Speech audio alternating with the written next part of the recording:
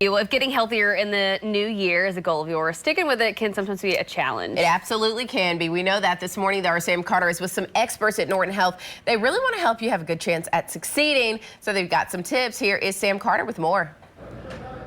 Yeah, millions of people are going to make that commitment or already have to get healthier in the new year.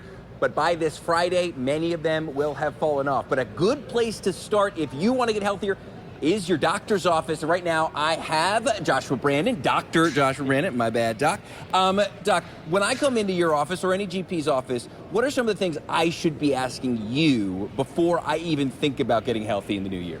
Yeah, so before getting healthy in the new year, it's good to be asking, what are some of the silent things that you might not even feel that we should be looking out for? A lot of times we're talking about blood pressure, diabetes, cholesterol, and especially if you're talking about maybe even like getting into a pretty intense exercise regimen. Yeah. Sometimes people don't even realize they have coronary artery disease.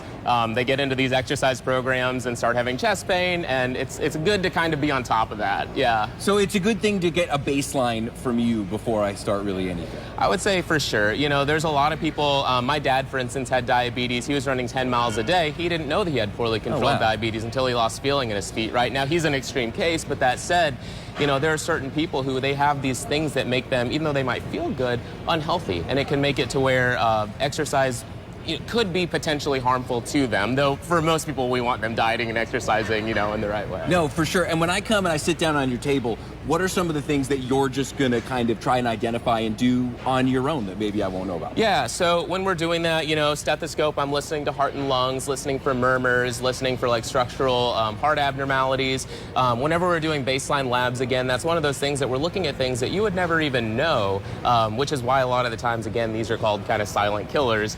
So it's really about prevention. It's about finding these things and preventing them from causing worsening health outcomes in the future. Hit my ears really quick, because sounds like the volume's at 5 at the moment when it should be at 11.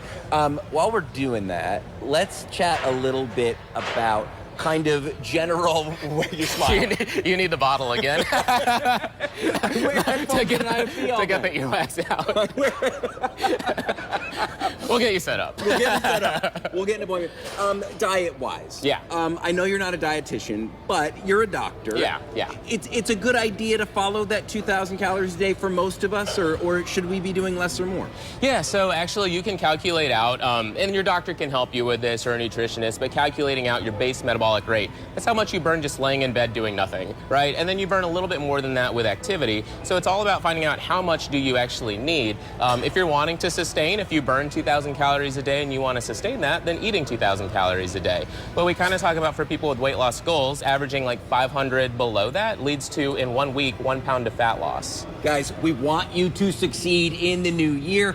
I'm going to start by getting my ear canals cleaned, apparently, but we're going to talk diet in the next half hour. You don't want to miss that, so we'll see you then.